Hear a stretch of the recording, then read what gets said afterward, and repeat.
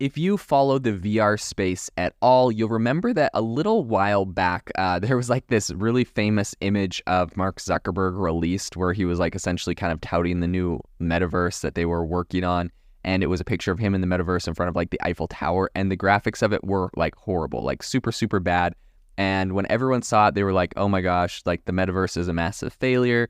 This looks horrible. No one is ever going to use these tools. And Mark Zuckerberg tried to like backtrack and was like, no, it was just like a really preliminary thing. We're going to make it better, whatever. But people really kind of wrote this thing off as like, okay, the graphics on this are terrible. So recently, Meta has unveiled the Quest 3, which is their latest headset. And they have announced that it is going to get inside-out upper body tracking and AI leg estimation later this year. Another problem with it was just kind of like floating torsos everywhere. There was no legs or hands or... It was just like weird, right?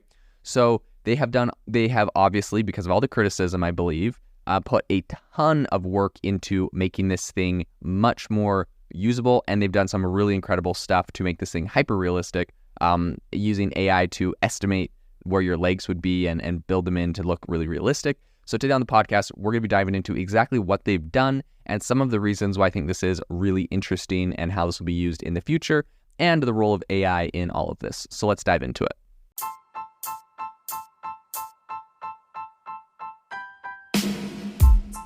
Welcome to the world's #1 AI podcast, AI Chat. I'm your host, Jaden Schaefer. If you are interested in seeing really interesting AI use cases, make sure to follow me over on x.com, formerly Twitter, as I will be sharing some really cool use cases of AI, and I kind of, retweet some of the greatest things I'm seeing in the space every day. So make sure to follow me at Jaden_AI. I'll drop a link to that, but also my handle is in the podcast cover. I would love to have you in the community. Have you ever wanted to start your own podcast? I record and publish podcasts on a platform called Spotify for Podcasters, and I absolutely love it. Essentially, you can upload from your phone or computer, and it distributes to every platform that plays podcasts. They support video podcasts, and you can make money on the platform with ads or even podcast subscriptions, something that has made my life so much easier as a podcaster. So if you're interested, I highly recommend you give it a try. You can download the Spotify for Podcast app or go to spotify.com/podcasters to get started on your podcast today. This episode is brought to you by Shopify. That's the sound of switching your business to Shopify, the global commerce platform that supercharges your selling. Harness the best converting checkout and same intuitive features, trusted apps, and powerful analytics used by the world's leading brands. Stop leaving sales on the table. Discover why millions trust Shopify to build, grow, and run their business. Sign up today for your $1 per month trial period at shopify.com/tech23.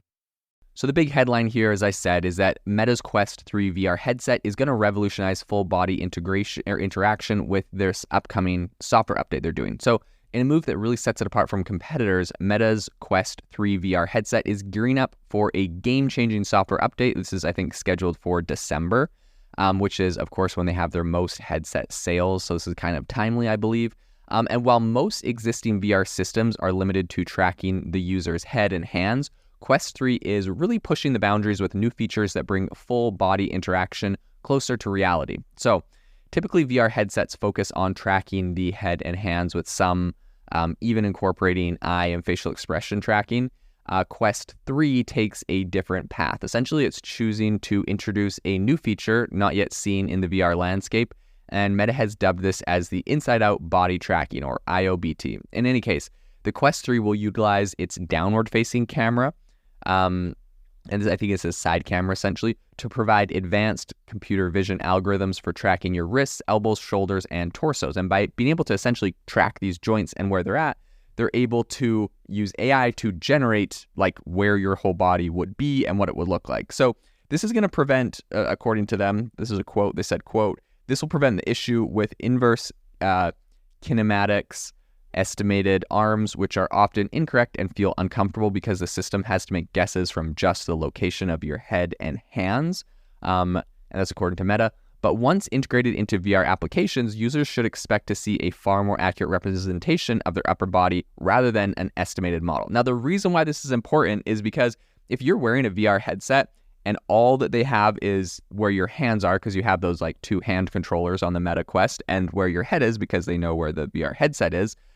And they're just like essentially like estimating or guessing where the rest of your body is. It can feel really weird, because if you see where a limb is on your VR headset and that's not actually where your limb is, like you have this like weird disassociation. Like it doesn't feel like your body. It doesn't feel very realistic. It's not as accurate. And Meta really wants to be super accurate. So they're using this technology to essentially look at where all your joints are, your elbows, your wrists, your hands, your shoulders, your head.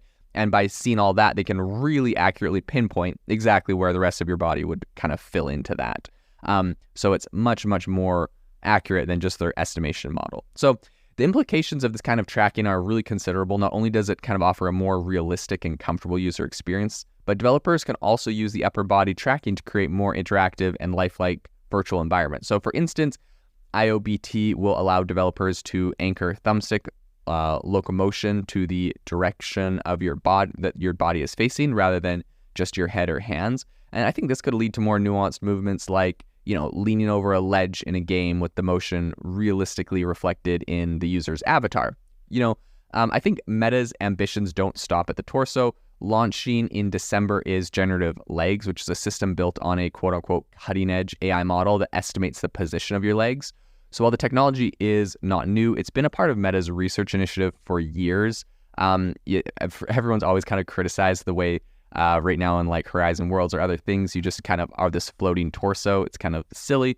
So its integration with Quest 3's upper body tracking is going to offer a more realistic estimate of leg position. So Meta clarified that while Generative Legs can detect actions like jumping and crouching, it's not a full tracking system. So thus, subtler leg movements such as knee raises will not be, picked up.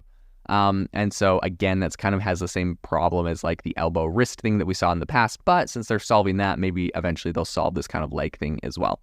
In any case, I think combining inside out upper body tracking with Generative Legs, Quest 3 aims to create a more complete virtual experience, which is dubbed kind of the full body synthesis, which is a technology essentially that requires no external hardware, and it's slated to be integrated into popular VR titles like Supernatural, which if you haven't done Supernatural, I actually think that's like one of the best AI use case or VR use cases. I have used it, and it's essentially like a fitness app where you're playing like games, trying to punch boxes and do a bunch of stuff, but like you get a serious workout playing Supernatural. It's also going to be into Swordsman VR and Drunken Bar Fight. Meta has also announced that the SDK for full body synthesis will be available to other developers in December. So I think as the VR market really continues to expand, features like these could be really significant differentiators for Meta's Quest 3, elevating the user experience and setting new standards for full body interactions in the virtual space. Now, this is interesting because, of course, we have Apple's headset, which is coming out soon, and I do not believe they have solved these problems yet. You have to also remember that Meta purchased the Oculus and have been working on this for a number of years. And so they really have a good grip on some of these very difficult challenges. Now, the other thing I want to bring up that is really fascinating with all of this is that Meta is also has also released some really interesting technology. As I mentioned before, Mark Zuckerberg got made fun of for kind of this low quality avatar of himself. They've essentially done like 3D full body scans that I saw a really interesting demo of Mark Zuckerberg and Lex Friedman doing these 3D full body scans. And then essentially they went into this kind of VR conversation with each other where they were in completely different states, but it felt like they were in the same room. And because of these 3D body scans, it's like hyper realistic of their face, of their skin, of the exact shape structure of their face. It really looks like they're like there in person, standing right in front of each other. And this kind of solves the whole problem that Mark Zuckerberg had of like just creating an avatar, which honestly, like if you haven't seen it, it's pretty much looks like if you remember like how you could make a mini me on Wii, right? Like you could make your like Wii version of yourself. You like choose your kind of eyebrows and your hairstyle, and it's just like not realistic. It's just kind of, I don't know, sort of resembles you. This is different. It literally, you get your face scanned. You have a perfect 3D rendering of your face. It looks exactly what it looks like. It overlays it with like what your face actually looks like. It's very realistic and very like uncanny almost. But to be honest, I can see some really cool use cases that, let's say your whole team works remote and you all had this tech, maybe you all did the scan. y'all hop into a boardroom, like it literally looks like you're all sitting around a table, like your real versions, not just like avatars of yourself.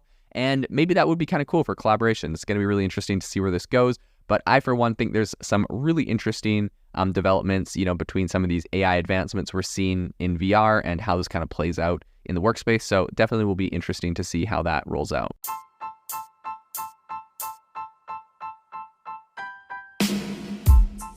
Thank you for listening to the AI Chat Podcast. If you enjoyed the podcast, I'd appreciate it if you rate me wherever you listen to podcasts. And if you're looking for an innovative group of AI enthusiasts, make sure you check out our Discord channel and also our Facebook community. It's obviously a lot more interactive than a podcast, where we can actually share software tools, prompts that we're using in everyday AI. I'll leave a link for those in the description below.